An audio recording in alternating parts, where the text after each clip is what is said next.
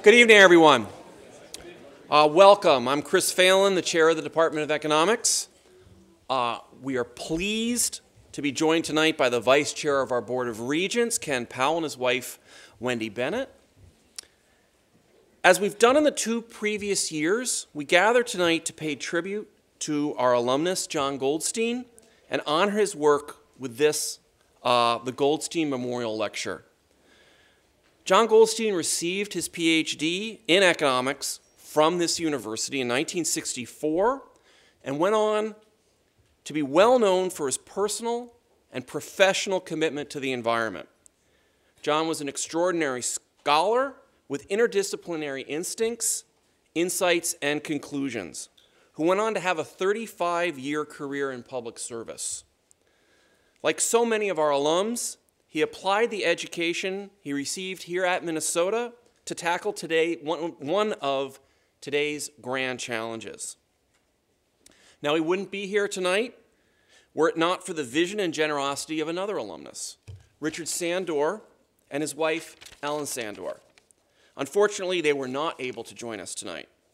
Richard has also done extraordinary things to minimize climate change, and this gift to endow this lecture allows us to gather together every year to hear about the latest research on economics and environmental policy, offering the kind of rich research-based conversation that we are proud to host here at the Department of Economics and the University of Minnesota. The Goldstein Lecture attracts world-renowned experts like Professor Robert Pindyck to share their thought-provoking analysis. Thank you to the Sanders for making this all possible. With that, it is now my pleasure to introduce my esteemed colleague, Vivi Chari, who will be moderating this evening's conversation. Professor Chari is the Paul Frenzel Land Grant Professor of Liberal Arts in the University of Minnesota's Department of Economics and an advisor to the Federal Reserve Bank of Minneapolis. Please welcome Chari.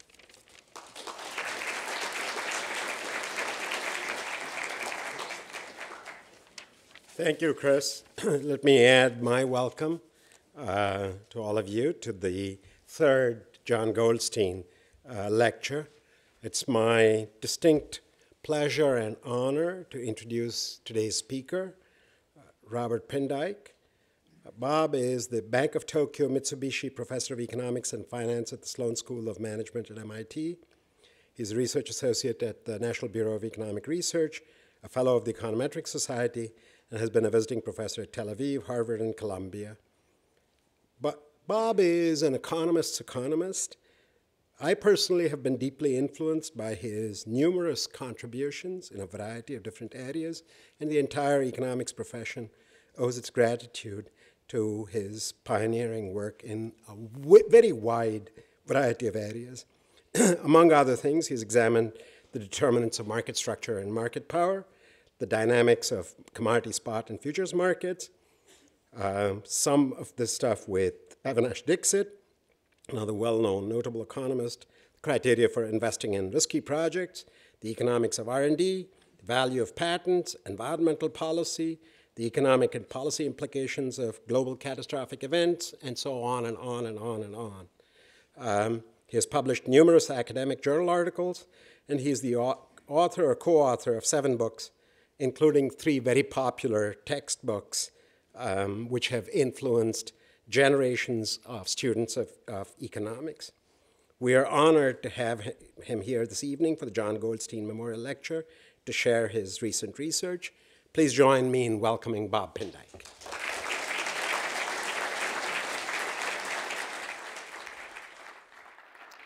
Well, thank you for that very kind introduction. Is the mic working? You can hear me? Okay, good.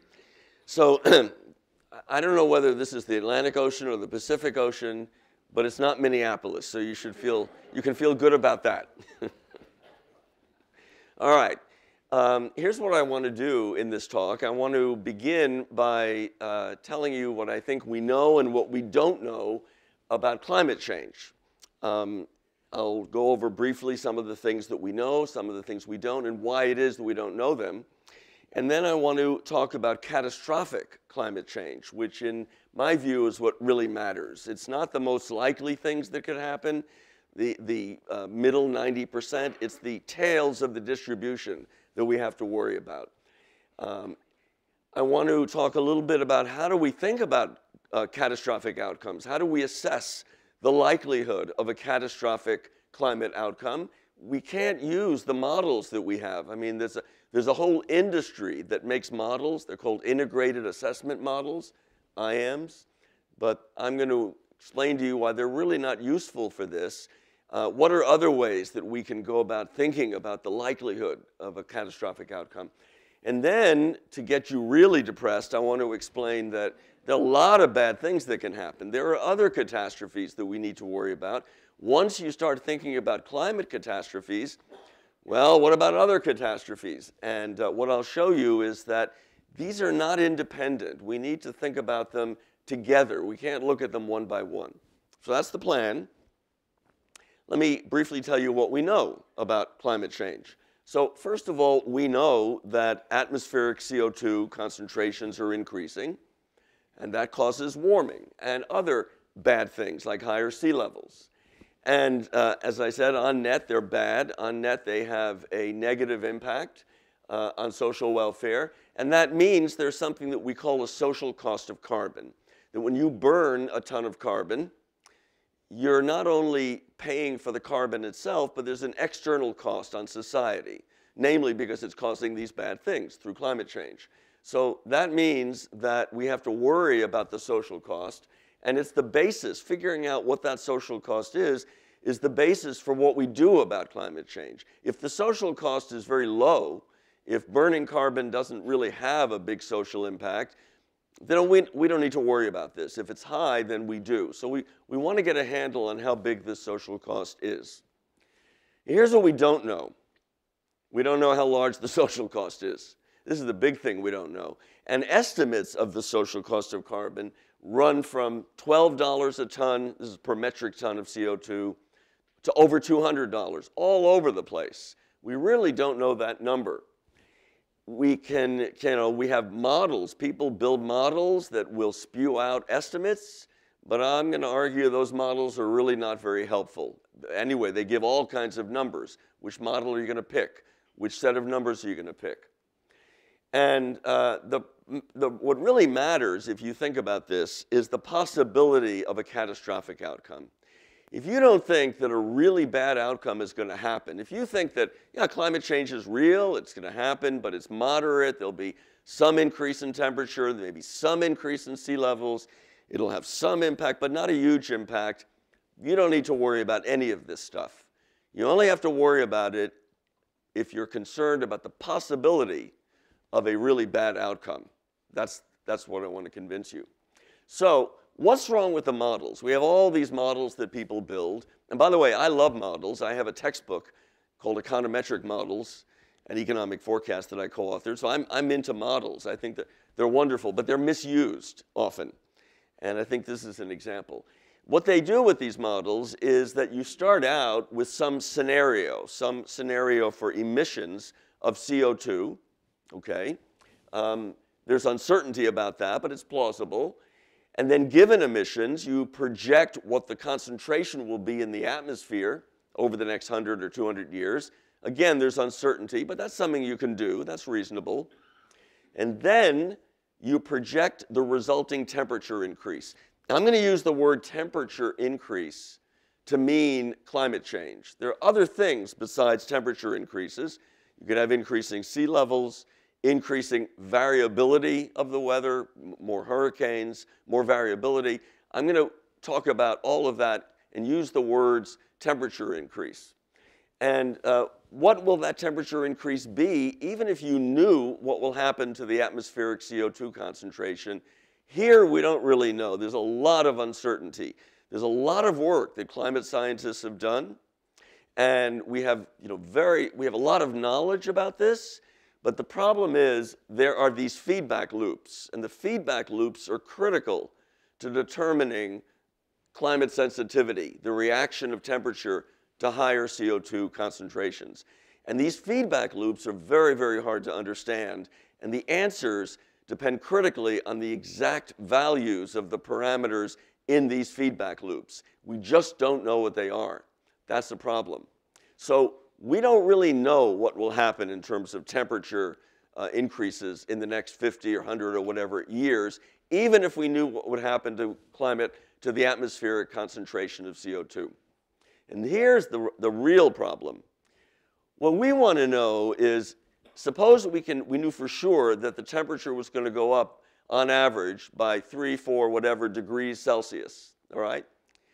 So what? Is that a bad thing? Somewhat of a bad thing? Not such a bad thing? What would it do? What would happen? And that's called the damage function. What is the impact of higher temperatures? Here we know next to nothing. I wrote close to nothing. Originally the slide said nothing, but then I should moderate that a little bit. So close to nothing. We don't have any theory. There's no economic theory. There's no theory of any other kind of theory. And there's no empirical evidence. There's nothing we can do in terms of empirics. And I'll show you what's going on. But then we have still one more problem. What we know is that climate change is something that happens over a long period of time.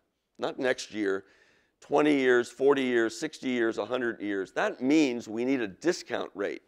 You know that $100 received next year is not the same as $100 you get this year. And $100 10 years from now is worth quite a bit less than $100 you get today. Well, if you're going to get it in 100 years, it's worth quite a bit less. How much less? That depends on the discount rate. And economists don't agree on what the right discount rate is. Now, you may say, what the hell are economists doing? I mean, this is a problem they've been dealing with now for, I don't know, since I was a graduate student, I mean, many years. So why don't they know? Why can't they figure this out? And there are a whole variety of answers. I don't want to spend a lot of time on this, but we do not agree on what the right discount rate is. We barely agree on what the right discount rate is for discounting shares of stock in a company where there's risk, and we have quite a bit of knowledge of finance. Even there we don't agree. Here we have huge disagreement. All right, so where are we? Wide range of estimates of the social cost of carbon. Great disagreement about what ought to be done, how big a carbon tax, what exactly is needed, because that's what the social cost of carbon tells you. All right. There's one more problem with these models. They create a perception of knowledge, of scientific knowledge that's illusory. I mean, we don't have a lot of knowledge, and when we do these models, people think, whoa, there's a model, and it's on a computer, and it's scientific, and that's kind of misleading. So that's another issue I have with these things. All right. Let me come back to the biggest problem, which is we call the damage function. What would happen if the temperature, if we knew for certain that the temperature is going to go up on average by 3 degrees Celsius 50 years from now? Well, the models have this function that tells you how much lower GDP would be. Now, some of you are not going to like this. All of the work in climate change is based on a loss of GDP and consumption. Now, you say, well, what about greater morbidity and mortality from higher temperatures? So the people that build the models say, well, we're going to somehow monetize that. We're going to turn that into GDP equivalent somehow. I mean, who knows how? And what about the loss of species and ecological damage? Well, we're going to monetize that too. We're going to somehow turn that into some kind of damage. So we claim to be able to convert non-direct impacts, ecological damage, morbidity, mortality, social unrest, all those things into GDP equivalent. In fact, that's extremely hard to do. Even figuring out the direct impact. What would be the loss of GDP, productivity, consumption? We don't know how to do that. So what people do is they write down a function, this L of t, which is a loss function. And for example, in one widely used model, this is the function. It's 1 divided by 1 plus alpha t. That's the temperature increase. That's the increase in temperature due to human activity, plus beta t squared. Now, that's just made up. That's an arbitrary function just to illustrate that temperature goes up, GDP goes down. That's nice, but it's not based on any theory or data. It's made up. And the parameters are chosen so that for small temperature increases, this isn't so small actually, 2 degrees to 4 degrees, we get results that agree with what we call the common wisdom. Now, I don't know why we need a model if we're going to use common wisdom. Maybe we just ask, what's the common wisdom about the social cost of carbon? But anyway, here's the common wisdom. A 1 degree change, no loss. That's okay. 2 degrees, you lose about 1% or 2% of GDP equivalent. 4 degrees, which to me seems like a very big increase in temperature, this is Celsius, you lose maybe 4 or 5% of GDP equivalent. Where does that common wisdom come from? Well, if you look at the IPCC, Intergovernmental Panel on Climate Change, these are the kind of numbers they have. These are the consensus numbers. Are they correct? Who knows? They're not based on anything. They're not based on theory. They're not based on data. We don't know. We've had no experience with 2 degrees, 4 degrees, 6 degrees, or any degrees. We don't know anything about this. So, but there is a common wisdom that we all, that people say, well, this is what we think is going to happen. And the big problem is that warming occurs slowly and we have adaptation. This is the key. Will there be adaptation? How much adaptation? How rapid will the adaptation be? And here we're doing guesswork, but let me show you what adaptation's about. So I'm going to give you a couple of examples. This is a very nice paper, a chapter in a book by Alan Olmsted and Paul Rode, 2 economists who do economic history. And here, it's about the movement west. So it's wheat production in the United States. This is starting in, This is in 1858. And as you know, the United States, we started on the East Coast. At least when the Europeans came, they came to the East Coast. All right? And they planted stuff. And if you dig in the ground in Massachusetts, for example, or in Pennsylvania, or in lower New York, you dig holes in the ground, you're going to hit rocks. It's rocky soil. Not great. People moved west. And the question then was, well, here's lots of land, and if you dig holes in the ground here, probably in Minnesota, Iowa, other areas here, it's rich soil, no rocks, very few rocks. Very, very nice. So we're going to move west. There's a lot of space, and we're going to plant wheat and corn and soybeans. The problem is that when they moved west, the wheat didn't grow and the corn didn't grow. Why didn't it grow? Because of the temperature extremes. Because what's the temperature right now? It's, it's cold. So, I mean, I don't have to convince you. So, the problem is that as you move to the west and you get further from the oceans, what happens is you've got hotter summers, colder winters, and the wheat that people were planting back in the late 1800s wouldn't grow. So what do? Well, in 1858, all the wheat that was produced, almost all of it came from here, New York, Pennsylvania, a little bit in Ohio. Almost nothing would grow west of that, low quality, low yielding production. They developed hybrids, hybrid corn, hybrid wheats, hybrid versions of soybeans, of all the grains. And those hybrids were able to withstand the extremes in temperature that you have in these areas. And so today, we don't grow wheat here, we grow wheat here. We don't grow corn here. You grow corn in Minnesota, you grow corn in Iowa and Nebraska. No problem, because we're using hybrids. That's called adaptation. It's not adaptation over time, it's adaptation because you're moving west. But it took time, all right? That's one example. Here's another little picture. This is New York City, Manhattan. You remember Hurricane Sandy? And there was huge flooding in the lower part of Manhattan. So what do? Well, the plan, now it's a plan, nothing's being built, but it's a plan, is you build a seawall. Somebody noticed, they learned this in school, that the Netherlands, most of the Netherlands is below sea level, and people live there. So those are called dikes. So what we're going to do is have seawalls and floodwalls around this part of Manhattan. So a very careful plan was developed. They got some initial federal funding, just under $200 million, which is not nearly enough to do very much. And maybe they'll build this, maybe they won't build it, who knows, we'll see. But if they do, that is an example of adaptation that may or may not occur. Other examples, technological change occurs that makes more efficient heating and cooling. better flood-resistant construction. You're worried about rising sea levels. You're worried about flooding. Well, you can build things to be resistant to flooding, and we're finding better ways to do that. New seawall technologies, better than the ones that are now planned for lower Manhattan. Hybrid grains, again, new hybrid grains, not the existing ones, new ones that would be more resistant to heat. You know, the ultimate example is geoengineering, where you spray sulfur in the atmosphere. And what that does is it reflects sunlight and cools the earth, so it counteracts the impact of carbon dioxide. Regulatory change. You know, a lot of the hurricanes, a lot of the damage is predictable. And the problem is that given the insurance programs, given government programs right now, people are encouraged to build houses in places where they know they're going to get washed into the ocean, because we subsidize that. So you can change policy to change where we build things so that if there is an increase in sea level, there's less damage. That's another example of adaptation. Now look, can we assume that adaptation is going to eliminate the problem? No, probably not.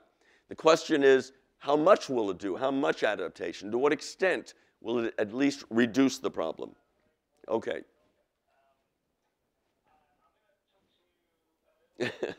All right. So let me now talk about catastrophic outcomes. If you take the range of outcomes that the Intergovernmental Panel on Climate Change used, you take that range, the middle range, everything except the far tails, I'm going to call those the most likely scenarios, okay, because they think it's most likely. You're going to get a very small social cost of carbon unless you have a discount rate close to zero. So you're going to get a very small number, all right? The U.S. Interagency Working Group, is there a way to turn off that thing? Okay. The Interagency Working Group, which no longer exists, it was disbanded, but this was a group that set out to estimate the social cost of carbon. You know, they used 3 models. They used a 3% discount rate. They used a 3% discount rate not because they thought it was the right number. They used a 3% discount rate because they couldn't agree. Some people wanted a 1%, some wanted a 5%. All of them wanted to go home. And they settled on 3%. And that's where the number, literally, that's where the number came from. Not because anyone thinks it's the right discount rate. But that's the number they used. And they got a social cost of carbon of around $40 per metric ton. That's actually a small number. It's equivalent to a tax on gasoline of about 40 cents a gallon. You know, it's something, but it's not a big deal. So if you're really worried about climate change, this is actually a small number. And again, it's based on the most likely scenarios and not a catastrophic outcome. Now, when I use the word catastrophic, what I mean is the outcome, the impact. It's not necessarily a big temperature increase. It's a big impact, a big loss of GDP equivalent. That's what I mean by catastrophic. Something like 20 or 40% drop in GDP. That's what I think of as catastrophic. The Great Depression, the GDP drop was 25%, all right? So if you think about major catastrophes, that's the sort of thing we're looking at.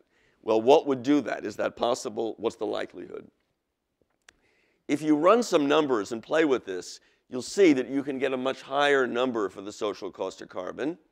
And it depends how likely you think this catastrophe is and how bad it would be, but you can get a bigger number. The models can't tell us anything about that, so what are we going to do? So one approach is just to use rough subjective estimates.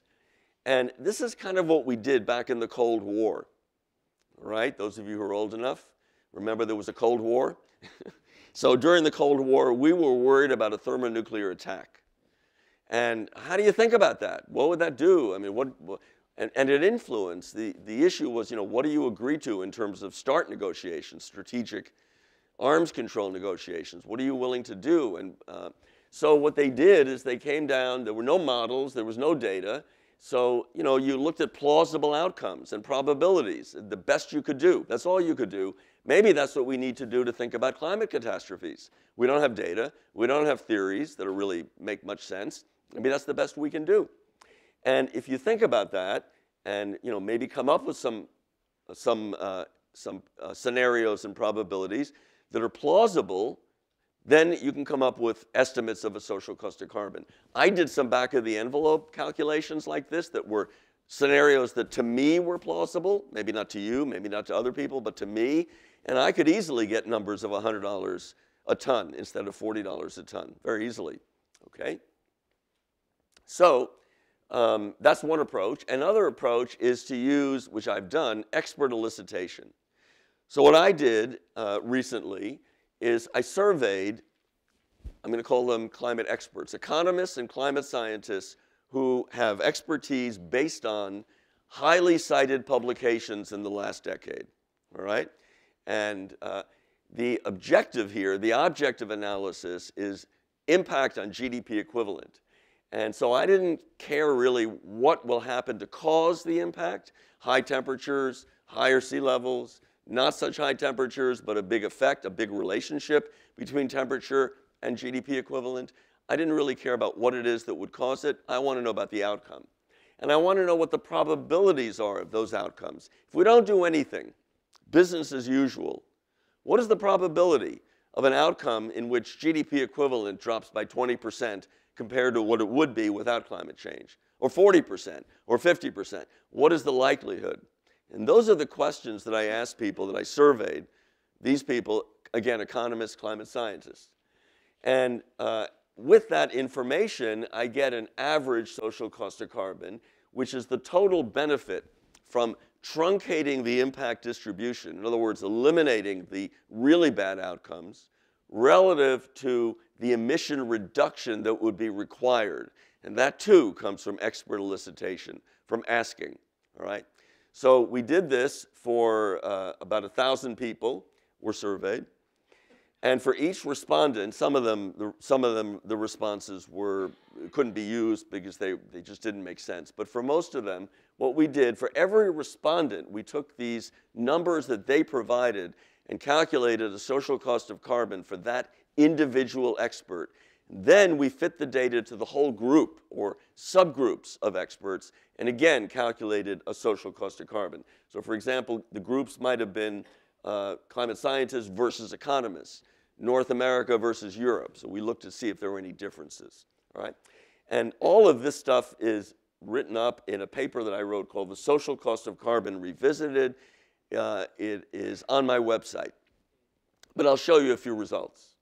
So here are some results of individual estimates. So these are histograms of individual social cost of carbon numbers that come from the responses of these people. And these are economists. These are climate scientists. The average for economists is much lower, $173, 316. By the way, those are big, big numbers. You know, remember the interagency working group, the number that's used now in the United States for regulatory policy, $40. So this is very big. A lot of dispersion. North America and Europe about the same, almost no difference, but a lot of dispersion. Here is everybody, all the individual estimates for each expert, everybody put together. And again, you can see, you know, there are a lot of people who think the social cost of carbon or who have numbers, beliefs that imply a social cost of carbon is quite low. But boy, there are numbers that go all the way out here into, you know, very, very huge numbers. So what do we get? The average number is $291, which is huge, but the dispersion is immense. And we have to think, well, what do you make of that dispersion? I mean, one possibility is there's so much disagreement that we can't say anything. Well, that would be a problem, so we'll come back to that question. Then I created groups, and I fitted their answers to distributions, probability distributions for the entire groups. And I used 4 different distributions. One did not fit the data very well, the Pareto. The others were gamma, log normal, and Frechet. And then got for everybody, and then I did it also for subgroups, the implied social cost of carbon. So this is everybody leaving out the far tails, the left 5% and right up to 95%, leaving out those tails. And what we get is, once again, numbers that are very large, leaving out Pareto, on the order of $290 per metric ton. Huge numbers. But what if we're using too many people? What if we simply constrain the numbers? First, we eliminate more outliers. We go from, instead of from 5% to 95, we go from 10 to 90 and leave out 10% of both ends. Second of all, when we did the survey, people were asked, how confident are you in your answers on a scale of 1 to 5? 5 means very confident. So the next thing we said is, let's only include people who indicated high confidence, 4 or 5, that felt they were confident in their answers. When you do that, high confidence, 10 to 90th percentile, what you get is numbers that are more like 66, 84, 86, $80 in that range. Those are the kind of numbers you get. Now, first, these are all very, very big numbers. There's a lot of variation, a lot of dispersion. The reason for the dispersion is incredible disagreement about the likelihood of a really bad outcome. Huge disagreement among economists, but especially among climate scientists. Maybe that means there's so much, all this dispersion means there's so much disagreement that we can't say anything. Everybody's all over the place. Some people think the world's going to end tomorrow. Some people think it'll at least take 100 years. There's just loads of disagreement. That may be. Or maybe we need to look at people who have high confidence. And then we get lower numbers, around $80. That's still double what they're using now based on the interagency working group studies. But maybe that's the right thing to do. Is the right number closer to 80 or is it to 200? That depends on your view about expertise. If you're very democratic about this, everybody's expertise is anybody who answered the survey. Remember, the expertise here is based on their publications. We only picked people who had extremely highly cited publications. And it was objective, completely objective. And so, if you think we should include everybody, then you might believe the right number is $200. If you think we should only include people who expressed high confidence, then maybe it's 80. So what's the right answer? I don't have an answer to what's the right answer. I'm not sure. I think this is a tough problem. We really don't know. I think it's a lot more than $40, though. I think 80 is probably the low side. And I would say if somebody asked me to make a bet, I would say it's at least 80. But is it as high as 100 or 200? I don't know. A lot of uncertainty. And by the way, the argument made now by many politicians, I won't name names, but the argument made now is, given all this uncertainty, we shouldn't do anything. Given all this uncertainty, we should wait, learn more. It might take 10 years, but don't do anything now. Not at all. You can think of a carbon tax as buying insurance. We don't know what's going to happen. I'll bet a bunch of you have homeowners insurance, even though you don't know that there's going to be a fire or there won't be a fire, but you have insurance. That's why you have insurance, because you don't know what's going to happen. So it doesn't mean you don't do anything. On the contrary, you may want to get insurance. All right. Now we got a complication with all this. When I started thinking about this, climate catastrophes, I had to say, look, wait a minute. There are other kinds of catastrophes. And some of them could be just as likely and occur sooner. So I talked to people in the biology department at MIT. They say, what are you worried about climate change for? Half of us will be dead anyway in 20 years because there's going to be a huge pandemic, because they study this. They think we're wasting time looking at climate change. They think what you ought to be looking at is a pandemic worse than the Spanish flu. By the way, just to give you perspective, the Spanish flu killed 4 to 5% of the population of Europe and the US. The population of the US at the time was about 100 million people. That's 4 or 5 million people that died just in the US. So that's pretty bad, okay? And the people that I know that work in this area, they think this is very likely. It could happen very easily. And you don't have to wait 50 years. It could happen in the next 20. And then I take the subway to Harvard Square, and I go to the Kennedy School, and I talk to Graham Allison and his group that work on nuclear terrorism. We'll get to bioterrorism. Nuclear terrorism. He says, what are you worried about climate change for? We're going to have almost surely in the next 10, 20 years, for sure, a nuclear terrorist attack that'll destroy 2 major American cities with bombs equivalent to the... By the way, we're going to pass out antidepressants when you leave. So that will destroy 2 American cities. And, you know, he has very, very good arguments for why that's likely and why that could happen. You can read his book, which is called Nuclear Terrorism. It has a nice title. And it's very, very easy to build a device. The only thing you need is enriched uranium. Once you have the enriched uranium, the rest is trivial, if you've had freshman physics. So, okay, so, and then how do you get the device into the United States? Well, it turns out we don't inspect things that come into the United States. They make you take your shoes off at the airport. But all the container ships that come in on the West Coast, they just come in. We don't inspect all of that stuff. You take this device, you put it in a suitcase lined with lead, and you bring it in on a ship. It's easy. So those people, they have a group that studies nuclear terrorism, they think that's what we got to worry about.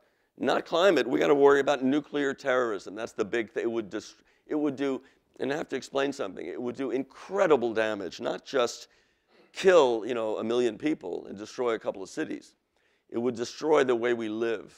It would destroy the entire economy in terms of the response that we'd have to have once that happened.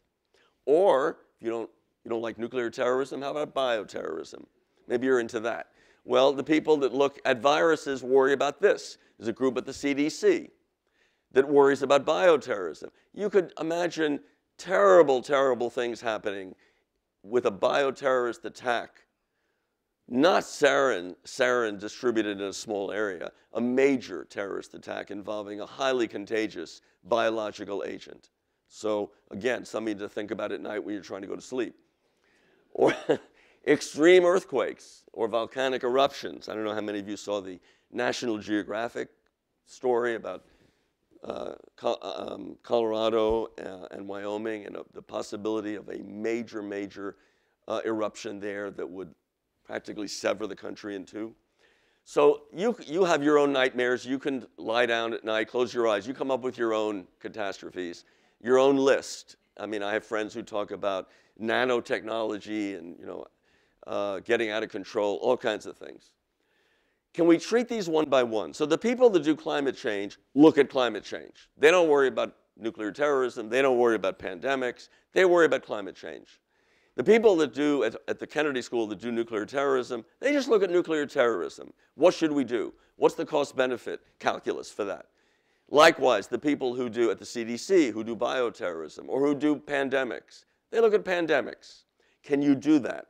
So recent work that I've been doing says the answer is no, that the social benefits are interdependent, and you can't really separate these things. And the reason you can't separate them is because these are big things. They're not marginal. These are not marginal projects. It's not like building a bridge. Building a bridge doesn't affect the US economy or the world economy. It's a marginal thing. We can use basic concepts of economics and finance to do a cost-benefit study of the bridge. Not easy. The bridge lasts 70 years. You know, you need a discount rate, all of that. But we can do that. These are big, big things, and they change GDP, and that affects the overall marginal utility of consumption for the population as a whole. So they're not independent. This stuff is written up in a paper that, this is work I do with Ian Martin, who's at the London School of Economics, and it's written up in a paper that was published in the American Economic Review, also on my website. And then there's still another complication that makes all of this, for an economist, interesting, but discouraging also if you want to come up with answers. And that is, all of the studies of the social cost of carbon are based, as I said, on GDP. Loss of GDP or GDP equivalent, all right? So people might die. If there are major floods, especially in poor countries, places like Bangladesh, Thailand, there will be a lot of deaths. Well, how do you figure that out? What is the cost? How do you put that into, you can't monetize that. We don't have a way to monetize that very easily. So how do you deal with that in terms of doing cost benefit? The standard approach in economics that we do for regulatory policy is something called the value of a statistical life. We look at the decisions that people make. So people will take a riskier job. We say, look, right now your probability of dying in 1 year is 2%. Would you take a job that pays you more but increases your risk of death from 2% to 2.5%? And we look at actual decisions, millions of decisions, and we come up with numbers.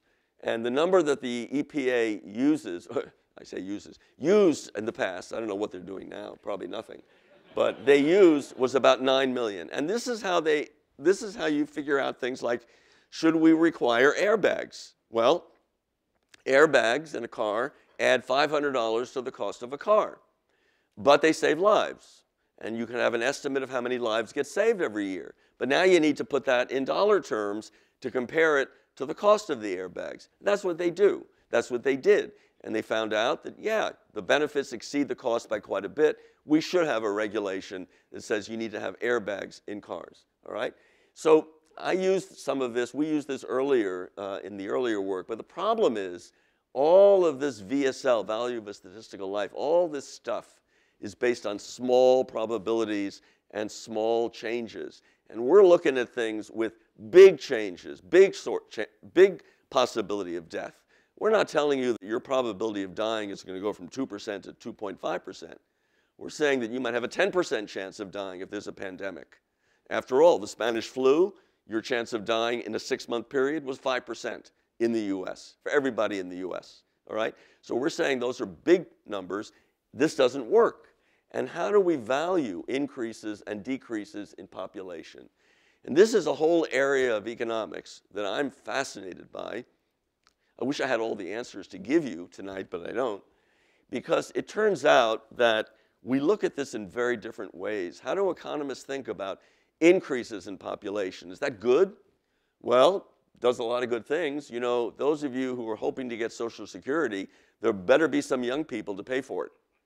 Those of you who think you're going to be on Medicare, there better be some young people to work and pay for your Medicare. It's not funded. So, you know, and you look at places like Japan where the population's dropping rapidly, who's going to pay to take care of the older people? So you need more population, you need growth. So, and we also know the technological change depends on growth. So that's very important. So that's an argument for why we need more people. On the other hand, environmentalists and environmental economists, some of them, will say, wait a minute, these people, it's crowding the planet. It's using resources. Congestion, no good. They're going to use up our resources, fewer people. That's the official policy of the Sierra Club. So, good or bad on net? Who knows? We don't have a consensus. Depends on what you look at, what you care about. And what about decrease in population? Well, at least based on what we do in society, it appears that's bad. Because we try to save lives. We try to avoid death, people dying. We do things to save lives. So that suggests that decreases in population are considered bad. This is not symmetric, all right?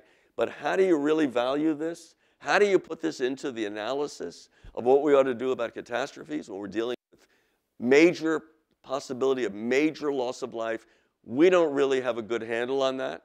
And that's a really fun, interesting topic, but we don't have answers at this point. So I'm going to stop here with this depressing picture. Again, the antidepressants are on that side of the room, and we'll take questions, I guess.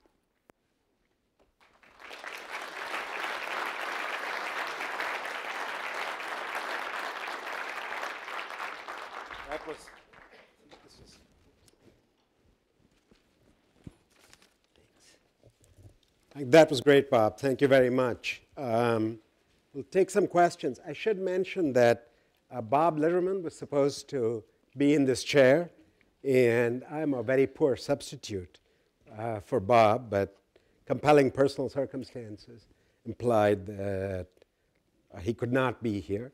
So he sends his regrets to what was a marvelous talk. So we're going to kick it off. There are people with microphones. So if you'd put up your hand, they will be able to spot you. But let me kick it off with a couple of questions for Bob. It was, I thought, a very good kind of talk. So one of the things I learned from you and from other great economists is it's very hard for us to give sensible policy advice, evaluate alternatives without a model. Without a model? Yeah, you need a model in order to be able to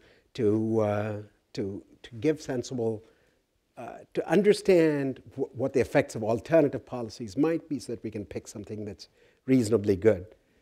In your judgment, you touched a little bit on this, on the ad hoc nature of this. What do you think is missing in these integrated assessment models? In particular, what I have in mind is one of the concerns you have is it's really hard to tell what the damage function should look like, but we do have evidence across space, if not necessarily across time, with large variations in temperature. People have tried to use that kind of evidence to try and discipline those models. So isn't it possible, perhaps, to bring to bear the wealth of geographical evidence across space and time to make the models acceptable for analysis? So there's been some work, mostly in agriculture, looking at different temperatures. So, how does temperature variation affect agricultural output? The problem is that temperature is not the same as climate. Temperature is what outside right now, that's the temperature. It's 20, whatever it is, 20 degrees. That's not the climate. The climate is the average temperature, what happens normally, the variation, how much rain, all of that stuff is the climate. So the problem is that by using temperature data, you do not get at climate change. You get at temperature change, which is very short run. It happens, today it's 20 degrees, maybe tomorrow it'll be 30 degrees, maybe it'll be 15. Those are changes that happen over days. We're looking at climate change that's going to happen over many, many years. So the problem is that it just doesn't tell you anything about what the impact of actual climate change will be.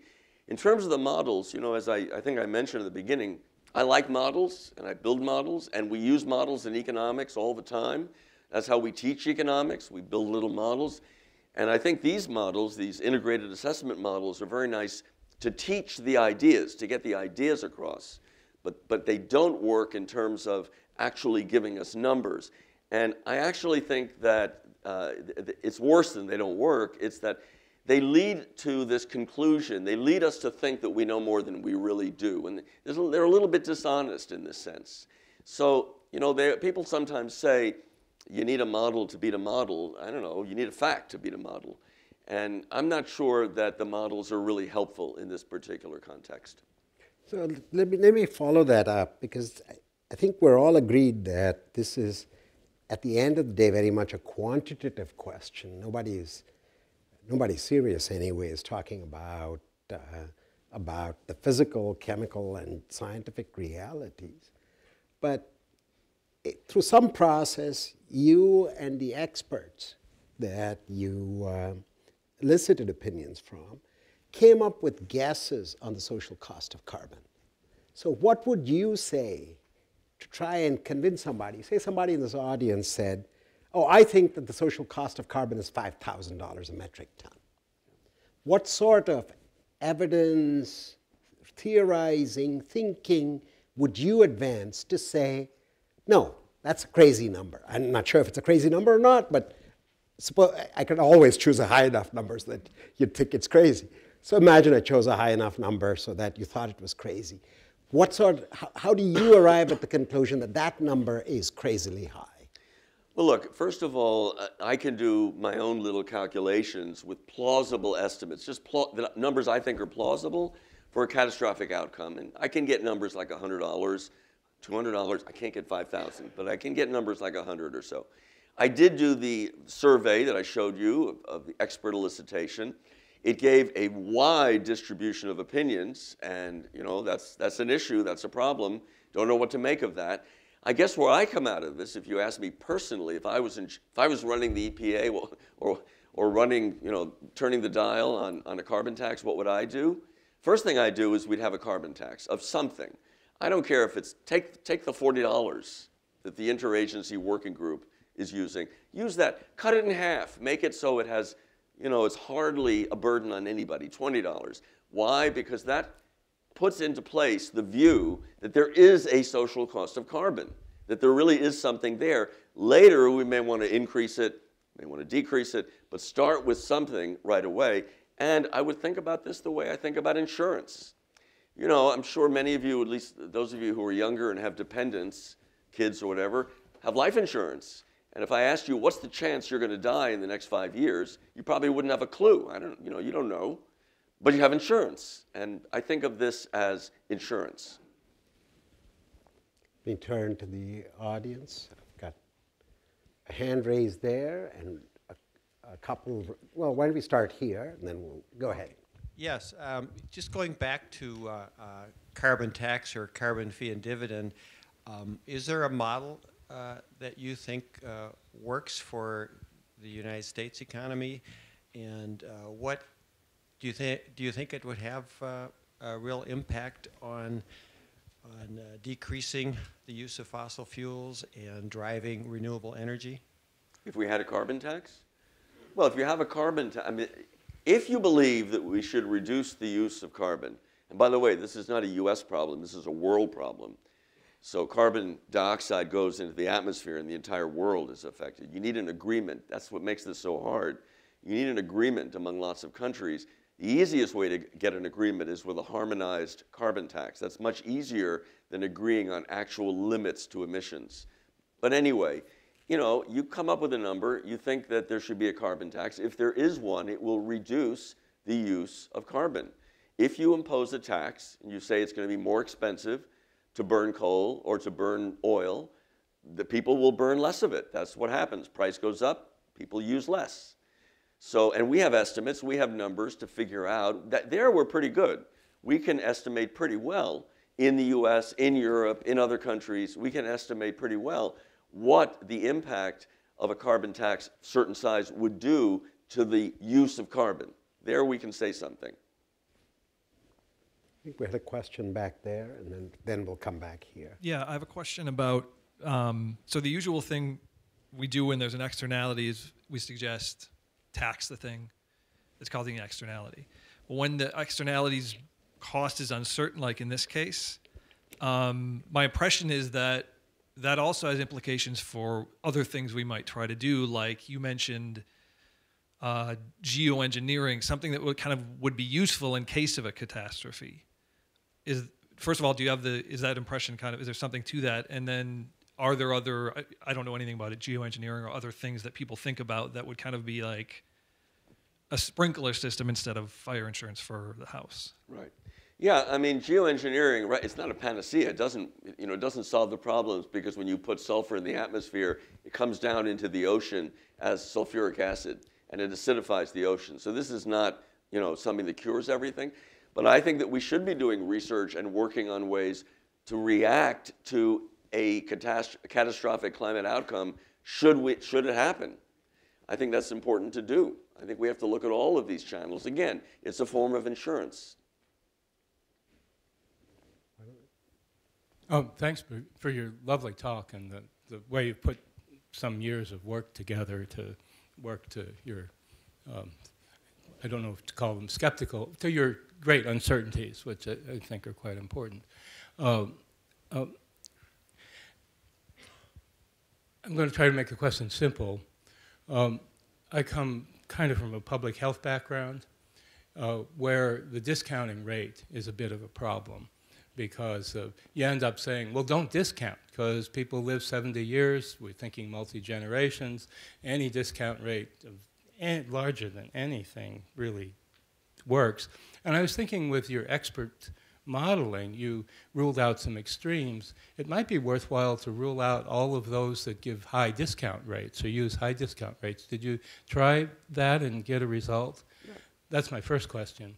The second,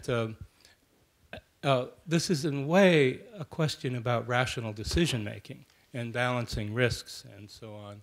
And I think doing I can see how your financial model is really valuable, especially when you're mixing with the value of a statistical life with these other commodities. But I've been around utilitarianism a long time, and in a way it's a foundation of calculating all of this stuff. And I'm trusting it a lot less than I used to for a basis for rational decision making, partly because it doesn't count harms in any really reasonable way against benefits. And certainly when you put that into dollars, costs paid are costs income gained.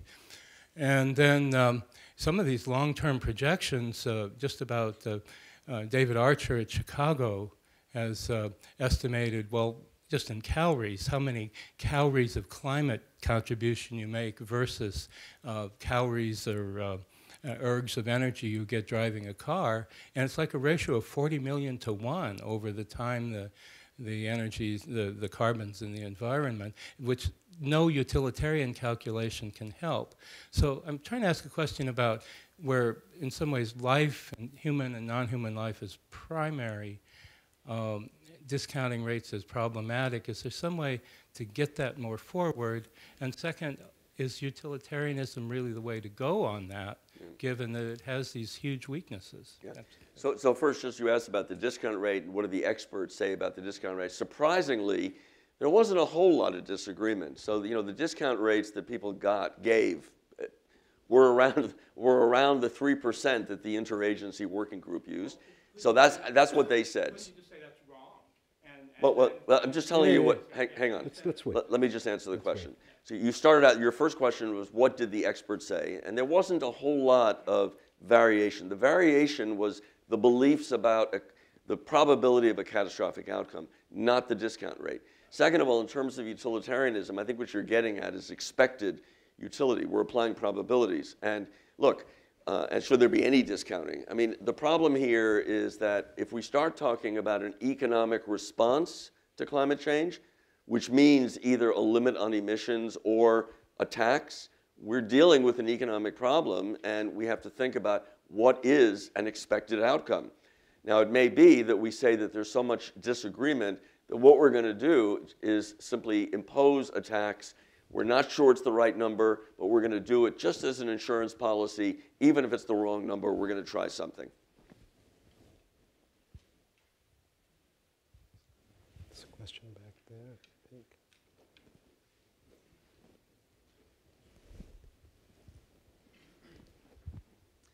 So you're talking about, the costs, the social cost of things that we're doing, but there's also sort of this other side of the equation of what is the benefit of things that are being done already.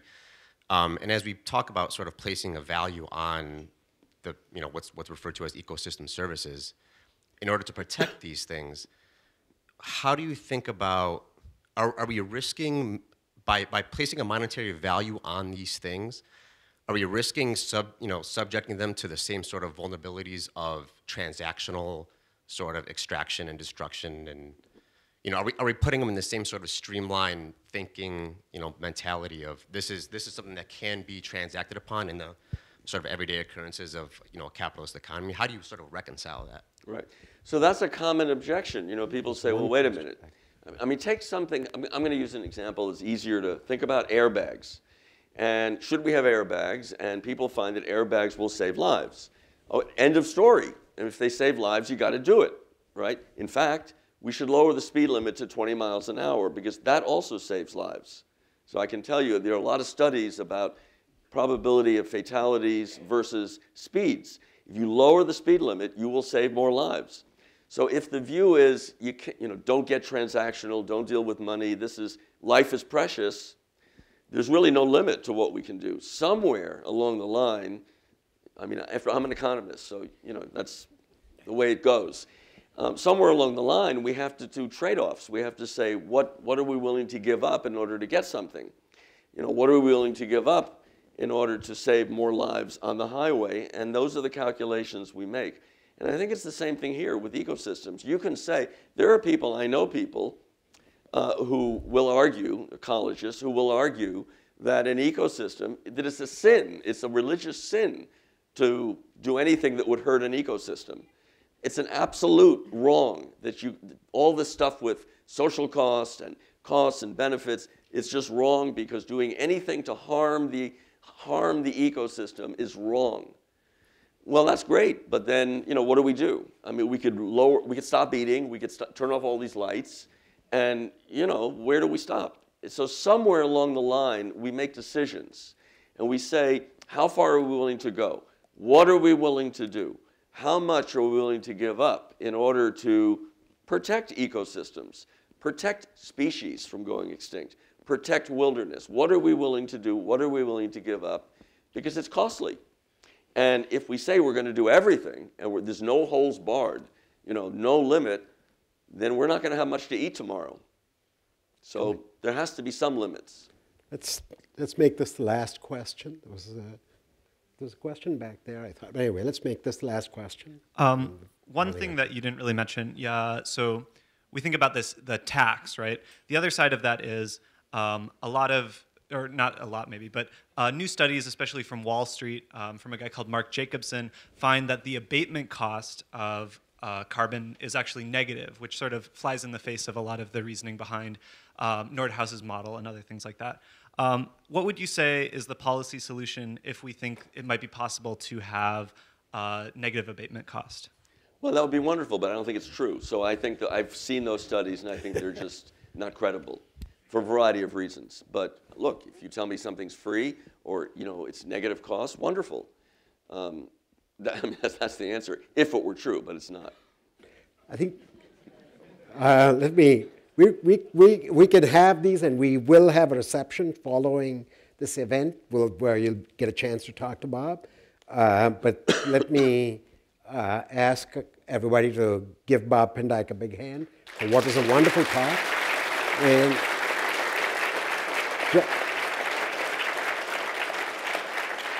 John Coleman, Dean of the College of Liberal Arts, our fearless leader, will have a few closing remarks.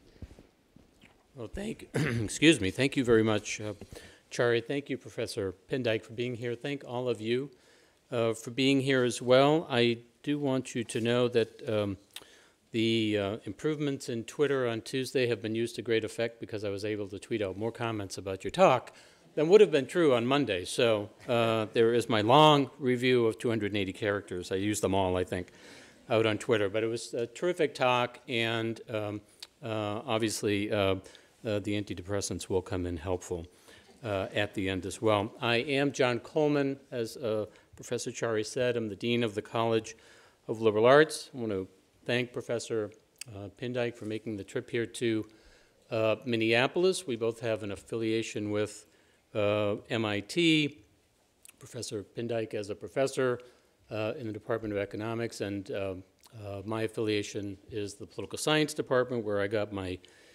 graduate degree, my PhD, many years ago. But more important than that, we're both connected to MIT because it is a college football powerhouse, as Professor Pindyck knows, and that's our true affection for the institution.